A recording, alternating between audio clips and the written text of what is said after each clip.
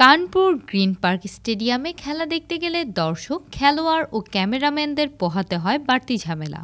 দর্শকদের জ্বালাতন করে স্টেডিয়ামের পেছনে গাছ বেয়ে গ্যালারিতে প্রবেশ করে এক ঝাঁক বানর।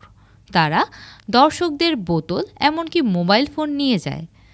নানান কর্মকাণ্ডে খেলোয়াড়দের নজর কাড়েন এবং বিরক্ত করেন।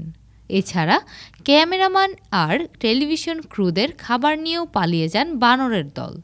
বানরের এসব উৎপাত থেকে রক্ষা পেতে এবার অভিনব কৌশল অবলম্বন করেছে উত্তরপ্রদেশ ক্রিকেট অ্যাসোসিয়েশন। বানরদের তাড়াতে তারা ভাড়া করেছে ল্যাঙ্গুয়ার, যা অন্য আরেক প্রজাতির বড় বানর। বিষয়টি যেন কাঁটা দিয়ে কাঁটা তোলার মতো অবস্থা। ল্যাঙ্গুর ভাড়া করার বিষয়টি ভারতীয় সংবাদ মাধ্যম ইন্ডিয়ান এক্সপ্রেসকে জানিয়েছে স্টেডিয়াম কর্তৃপক্ষ। স্টেডিয়ামের পরিচালক সঞ্জয় কাপুর ইন্ডিয়ান এক্সপ্রেসকে বলেন, বানরের উৎপাত থেকে মানুষকে রক্ষা করতে এবং তাদের শায়েস্তা করার জন্য আমরা ল্যাঙ্গুয়ার নিয়োগ করেছি।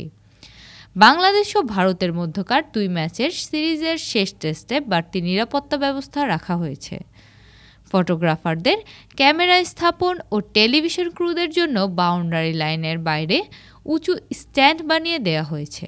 এছাড়া বানররা যেন খাবার নিয়ে যেতে না পারে সেজন্য স্ট্যান্ডের পেছনের অংশ ও 2 পাশ কালো কাপড় দিয়ে ঢেকে দিয়েছেন আয়োজকরা।